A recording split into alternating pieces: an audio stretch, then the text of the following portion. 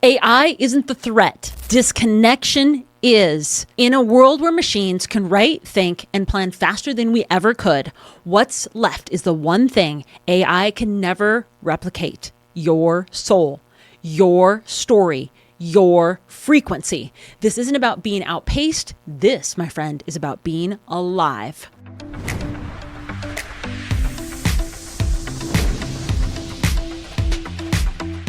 Welcome back to Embers Rising. I'm Wendy J. Joined me is my favorite partner in firewalking through life. I think she's talking about me, David Tucker. And this episode is a pulse check, my friend, a reflection, a power nudge back into alignment. Because the question isn't, will AI replace me? The real question is, am I showing up in a way that can't be replaced?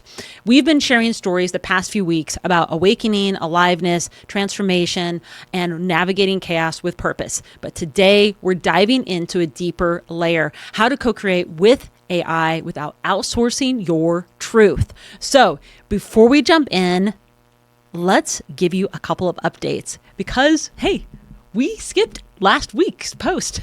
Can you believe it? It's not very often that Wendy J will actually allow you or herself to skip something that's in the schedule. Yeah. But there was so much in the schedule that it was like overflow. Like if you've ever seen trying to put 6 gallons of water in a 5-gallon bucket, that's what last week looked like. That was last week. So yeah, to catch you up, we were rehearsing for a keynote, and it just took everything we had to put together. And it wasn't just the rehearsals. It was creating a brand new website wrapped around the keynote, as well as all the marketing behind that. So it was a lot, and we apologize that we missed last week's post with you all because we really wanted to be here in the studio, but we just couldn't make it in. But here we are today, so we're really grateful to be with you today. I love the way you glaze over that, right? Like it's just a couple rehearsals and a keynote.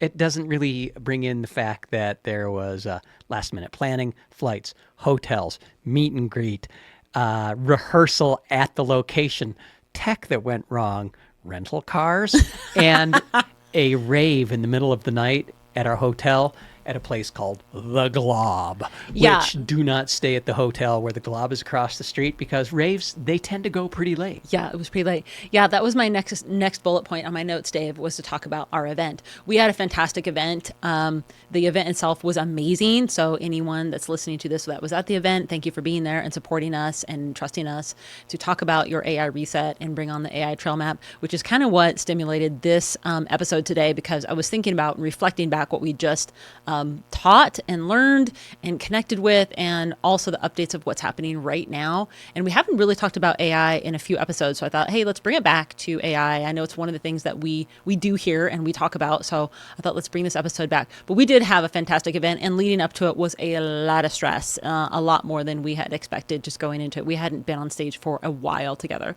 So yeah. I don't know why we didn't think it was going to be stressful, right? But at a new talk, a new venue. I mean, and that's just us, right? It's like, it's only a 50K or a half, Ironman. How hard could it be? Yeah, I was going to say, if you're watching this and you wanted to see some photos of the event, I'm going to put them right here because I have some photos. Thank you so much. And shout out to Destination Colorado, who shot some of these incredible shots for us so that you can see them. Yeah, that was a really cool venue. It was at a place called Balderia on the Water. If you're ever in outside, like southwest, I believe, of Denver, Lakewood, Colorado. Very cool venue, kind of like a Tuscany wedding event venue vibe. Yeah, and I think it was cool. We'll talk about it more, but the takeaway was AI is not the hero. You are. Yes. Right? And, I think a lot of people in this time think that their power has been taken away from them by AI, and then it's going to be all powerful, all encompassing. Yeah. But the truth is, AI, it can completely finish your sentence, but it does not know how to add in the soul. Or part. The pause, right? Yeah. It doesn't know how to add in the pause, which is the punctuation of life, right? Like, which makes the story everything. Absolutely. Yeah. So on top of that, we also kept up with training. Don't know if Dave actually mentioned in there, we had a pre-flight 5:15 a.m. in the dark run. This was like right before we were getting on a plane. We were like, hey, let's get the recovery run in. So let's get that 45-minute down. Well, now wait a minute. So you pointed out on the Instagram a video of Andrew Glaze, right? And he was actually running at the airport. at the And so I airport. was given the option, wake up extra early and go on your 5-mile run, or let's just go to the airport early and we could run at the airport. And I'm like, Well, no, that's not a hard decision. yeah. So I think I'll get up early. yeah, we did it. It was really well. Training's going good. Dave's about a month away from his Ironman. You're a month away from your Ironman. I've got a little more time than that. I think I've got 5 weeks. 5 weeks, yeah. And, as it turns out, I thought the run was going to be the hardest thing. The run is not going to be the easiest thing, but the swim, I think, is going to be the hardest thing. And it's just that the water is like 59 degrees. So I now need to get out there and train in a wetsuit for the next 5 weeks because I haven't done that yet. It's different looking down at the black line and the pool going back and forth in perfect conditions. And now I'm going to go in a lake where you can't see the bottom at all. It's just going to be swimming in the murk in 58-degree water and hoping that you don't bump into somebody, because if you bump into somebody during training, it means they've been there all winter. And ooh. You can just imagine what that means. Well, it's going to be a great summer, and we're excited to be here with you in your ears, plugged in. So I want to talk about where we're headed next week. If you don't know, or you maybe will be attending, but we are heading down to California next week for Western States 100. We just want to be part of the event. I get to meet my coach for the first time in person, which I'm really stoked about. Get to spend time with dad, some family, and just kind of take a breather from life over here. But that's where we're going to be. And I don't think we're going to actually get an episode in next week. So this is the episode that you need to soak in right now. And then we'll give you our updates as soon as we get back. And maybe we can just do one on the road, just do an audio. Yes. But I like the way you glaze over that too, because, you're doing a little rock star media run with some of the cool girls I'm not allowed to name drop.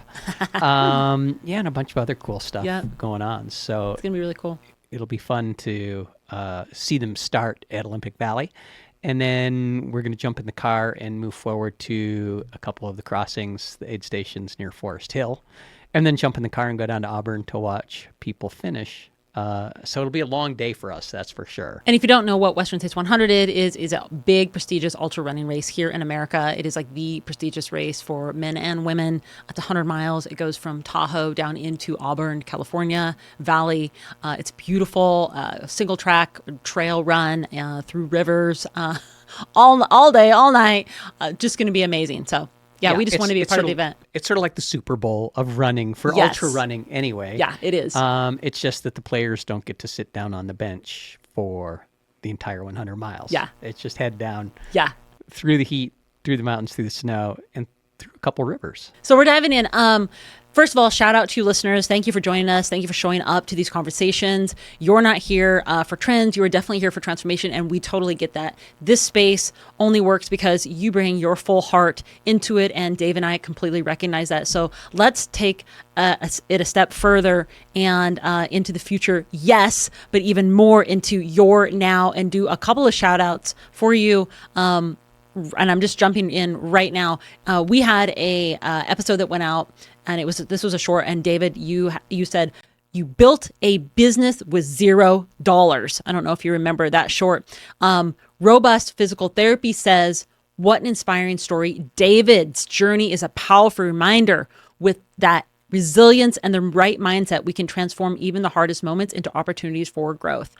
Social with Glam says, this is an inspiring story. Those setbacks lead the way to something bigger because they mold us along the way. Justin and Jess, all right, love you guys. Pivoting is so important. As a small business owner, we're finding out that evolving and rolling with the punches is key. And Eurohubs.official says, David's story is a powerful reminder that setbacks often lead to breakthroughs. Reinvention starts with one bold step. That's very cool. I love the David love, right? Yeah, you had a lot of David love in there. I have fans out there. So great. And I just appreciate so much the comments. We need to get everybody in that group that comments and is following us. Like, we all need to be in the same place at the same time doing something fun outdoors. That sounds amazing. I had a LinkedIn post, just a quote that went out that was called, "Your potential isn't something you find, it's something you build one decision at a time." And Niloy Sharma says, "Right, Wendy." Mohammed Afril, "I made a promise to myself to try one new thing each day. It's how I discover unexplored areas." Shazal Isan says, "Powerful reminder, potential is built, not found. One step, one choice at a time." Amana Ali says, "Potential can be developed. Not all artists are born artists." That's it. That's all I'm going to share today because we got so much to dive into, Dave. I I'm love kind of it. excited. So thank you for being here. Try a new thing every day. Yeah. That's pretty tricky to try a new thing every day. Yeah, I think that's Wow. super powerful. And I would put one on top of that. And I would say take a story that you believe to be true or runs your life and just reverse it. Say, what if this doesn't run my life? Like try that once a day or at least once a week, right? Pretty powerful lessons that can be learned there. Agree there. So this episode is really all about your soul over systems. And we always talk about systems and creating systems with AI and being efficient. And I got to thinking, what AI can never replace. And when we were teaching a lot of this over at our keynote, I thought to myself, there are some breakthroughs here from everything that we've been learning, everything I've been taking in through all the newsletters and the webinars I've been attending with AI. What can I share back to our listeners? And I kind of came up with 3 big key breakthroughs. And that's kind of how I organized it. And I thought I would share it with you. And can I dive in, Dave, to these breakthroughs? I don't think I could stop you. So okay, let's do it whether I say yes or no. Let's do it. So the number one key breakthrough I've really been, that I really wanted to share with you is soul is the new signal. And let's be real here because AI can make content faster than any of us. It can build funnels, write captions, even design your lead magnets in under a few minutes. But speed doesn't mean connection. And in today's world, connection is really the only thing that moves the needle. The truth here, it's not about what you say, it's about who's saying it and whether or not we can feel behind the message. When we can feel you, the soul behind the message, then we can connect. When we don't feel that, there's no connection. And as much as we want to believe that, yes, the algorithms all are pushing our content out there. However, you're not speaking to the AI on the other side that's going to hit the buy now button for your thing. You're speaking to a human being. So you have to remember that. So it's not like, hey, I'm the robot that's going to buy your thing and purchase this thing and buy your coaching or buy this service. You're speaking to another human being. So you need to show up as a human being.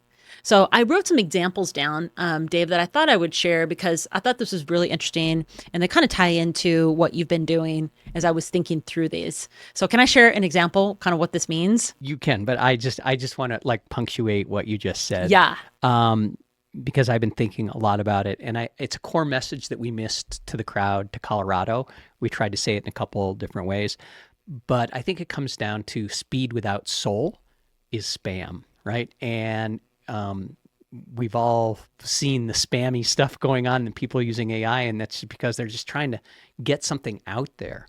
And so when you think of it that way, you don't want to just be more noise. And that's where AI is going for a lot of the world, right? It's just becoming this spam and trying to put out more and more and more, faster and faster. Speed without soul is spam.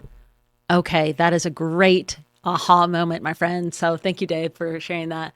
Yeah. So let me just share the story, Dave, and then you can dive in on this because this is actually you. We recently worked with a client who's brilliant at what they do, but her messaging really wasn't landing, and she had the right audience, a super strong offer, and even used AI tools to script her video ads. But when we stripped away the templates and invited her to speak from her own lived experiences, something shifted. And David really coached her through a few sessions on what was real, honest, and human. That version became an ad, and it stopped people in their scroll because now it wasn't just information, it was an invitation because people felt it. They felt the emotion behind it. And that's what I'm talking about when we're talking about soul. And so the whole speed is is not your soul. Is that what you said? Well, speed without soul Speed without soul. is Thank you. spam, right? Speed It's without the new soul is spam. So, people don't respond to polished. So it's so polished that's like, okay, I don't connect with that. They respond to presence. And it was kind of like the thing when you're watching a keynote and you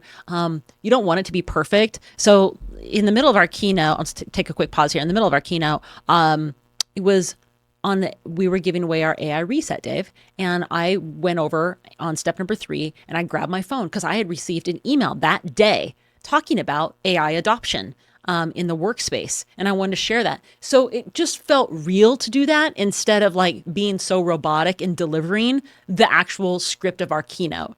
So anyway, going back to this client video ad campaign that you worked on, tell us a little bit more about that. Right. Well, I mean, you added some real emotion into this. here's the thing, and I think about this all the time. It's no matter what you do, your job is to tell a story, right? And that's how you connect with other people.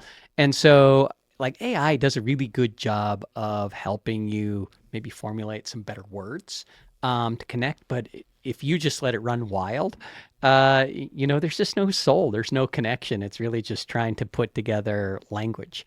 In this particular instance, we had a client that didn't really want to be on camera, right, for their product or business. And so we created an avatar around who they're trying to reach, right? Yeah. And what's cool about this is I create maybe a dozen pictures of this avatar based on someone, and all of a sudden you've got 12 pictures in different settings, in different lifestyle poses of someone that doesn't exist, but they represent the soul and the connection of the business and the person they're trying to reach, and then just tell real stories.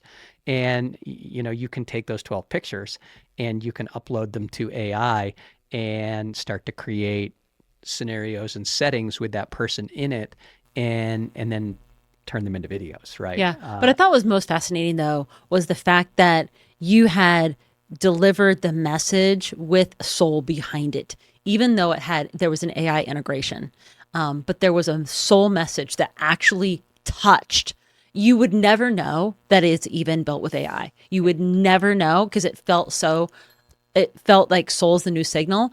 And I think there is a little bit of, a lot of us are saying, hey, but it's still a robot that created it. And then a lot of us core, creators are like, hey, I don't want to be that, and now we're talking about like, don't be the robot, bring the soul. So I think the message here is like, no matter what you're creating, always put the soul behind it, whether it's your authentic content coming from you or you're actually diving into creating a piece with AI. And that story, when I put it together and I sent it to her, I said, if I do not get back tears from this, I have missed the mark, right? Yeah. And it wasn't like 30 minutes later that she sent me back, this is so beautiful, I have tears in my eyes. And I'm like, all right, I have hit the mark.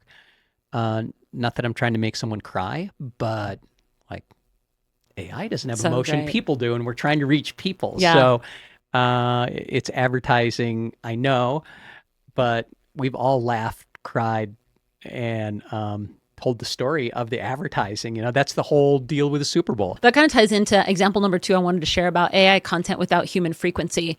And this is really good because I think you will be able to relate to this if you're listening here and are a creator or thinking about creating or even share in your messaging.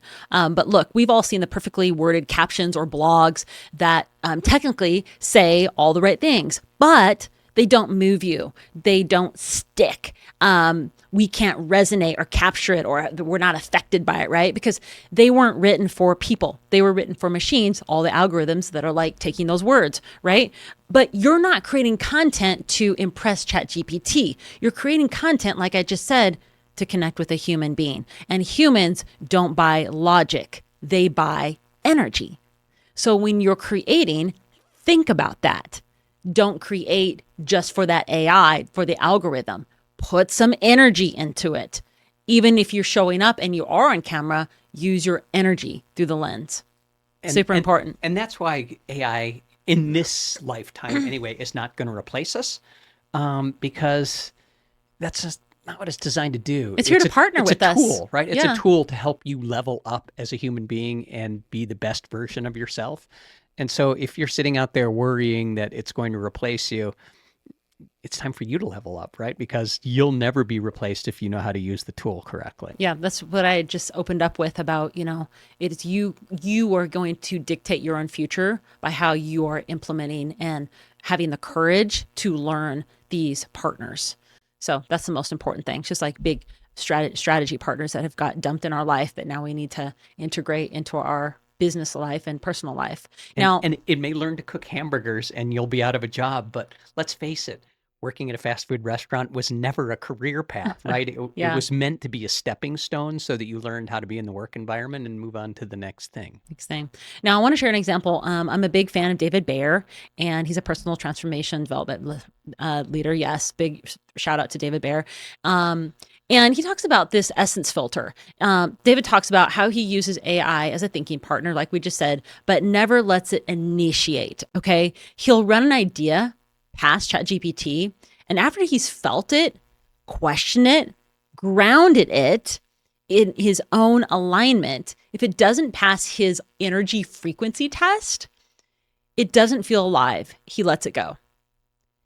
Because no matter how smart strategy is, if the soul isn't in it, it won't sustain.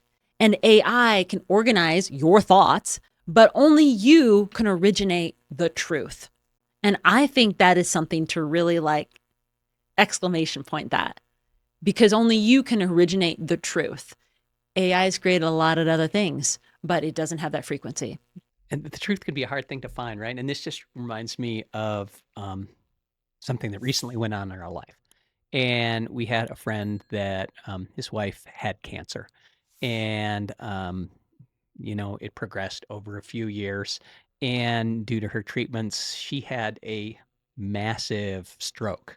And that was right before we flew to our keynote in Colorado. And so we land in Colorado, we get the rental car, and wouldn't you know it, there's the text message that she has passed away. So first of all, that's tough enough, right, in the situation. But here's the thing. Wendy had shared with him a couple months earlier how to use ChatGPT, how to use AI to maybe just move through some of what was coming at him so quickly, because there's just medical jargon and treatments and all these things that happen, right? And it's hard to understand and relate to it through doctor ease, right? Like that Yeah. doctor lingo, because they're so sort of like just cold and clinical. And it helped him understand what was going on, what was going to happen, sort of the meaning. It sort of had a spirituality to it. I used the same thing to ask it in that time. Yeah. What does this mean, right? What does it mean when someone goes to hospice and this happens and this happens and this happens and they diagnose this and, those sorts of things. And it really had a human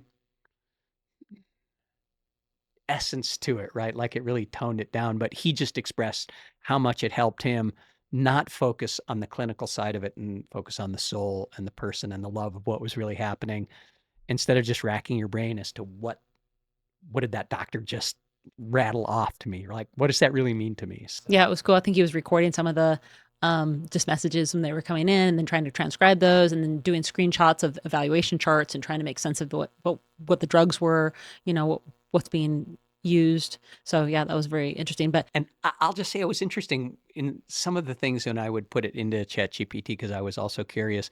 It had a very kind side to it. Like, it apologized. I'm sorry for what you're going through. It even suggested maybe it's time for you to do something to take care of yourself, right? In this moment, I was like, amazing. pretty amazing. Yeah. It's sometimes almost the friend you wish you had, right? But as humans, sometimes it's hard for us trapped in our emotions to find those words. We do have to remember there are human beings coding in the background of this. So it's not just this thing that's like magical happening. I mean, there's a whole back end. I'm not even going to get into that, but it would actually be a really good episode, because I've been digging into the back end of all of these LLMs and where all the content is coming from. These are the drivers behind what we're seeing on our front end, which is like the user interface. So anyway, but here's the takeaway. Soul is the new signal. And in a world of infinite information right now, your frequency is the filter. I think that's what I want you to walk away with. If it doesn't move you, it's not going to move anybody else. And if your audience can't feel you, they won't follow you. So that's something to really resonate with. And your action, I think, here is before you share your next offer, your reel, your story, your email, your campaign, your message, your ad, pause and ask yourself this: is this an expression of my truth or a performance to keep up with?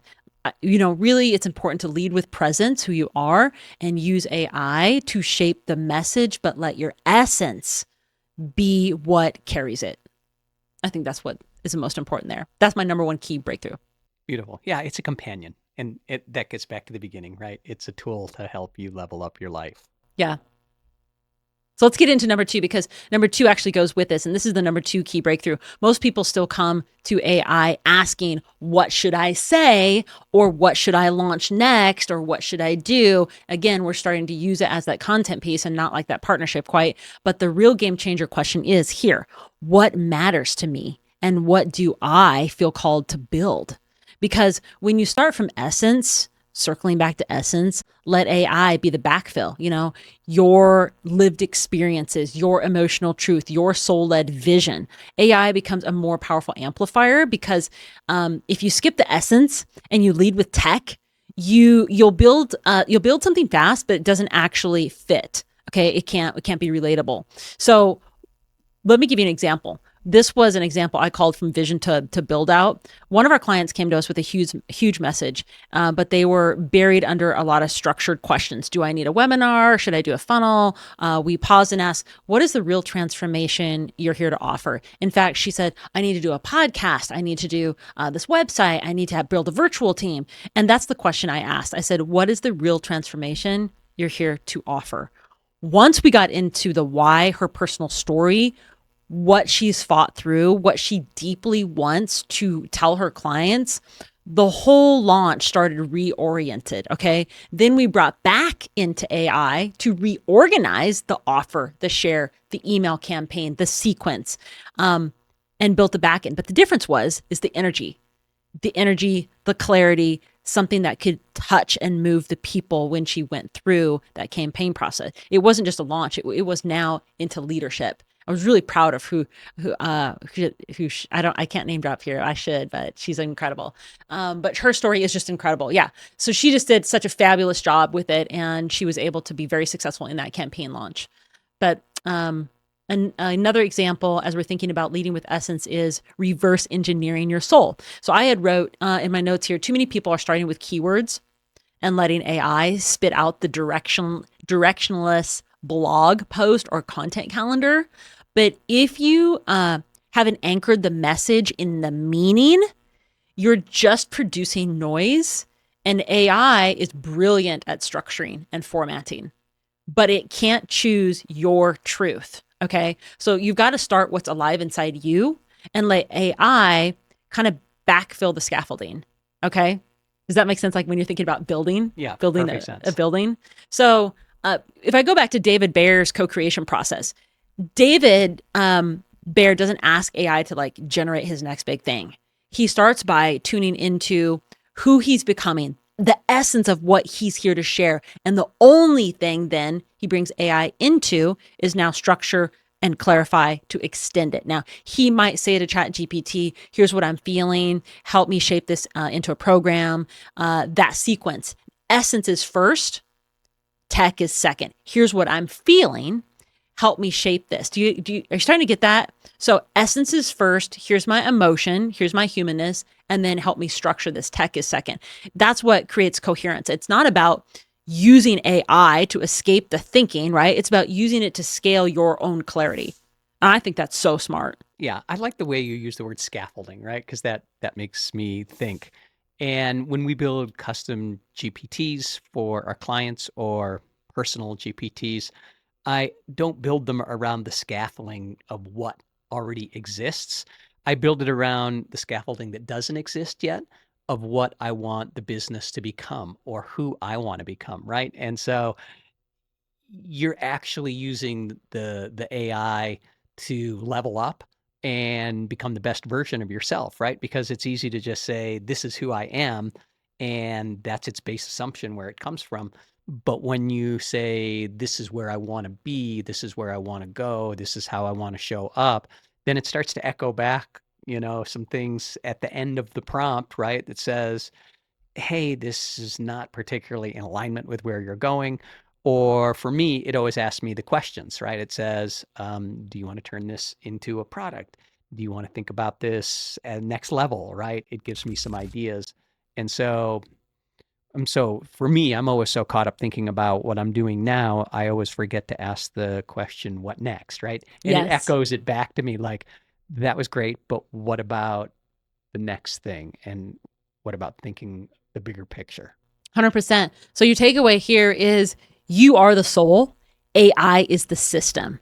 So you are the one that leads with fire, and let the machine handle the form, the format, the structure, that scaffolding, right? So action prompt here, I think today is, before you build another strategy, pause, record a voice note, or write a raw journal note about your entry, or what's lighting you up, or what's your thing, or what you like want to change, and why.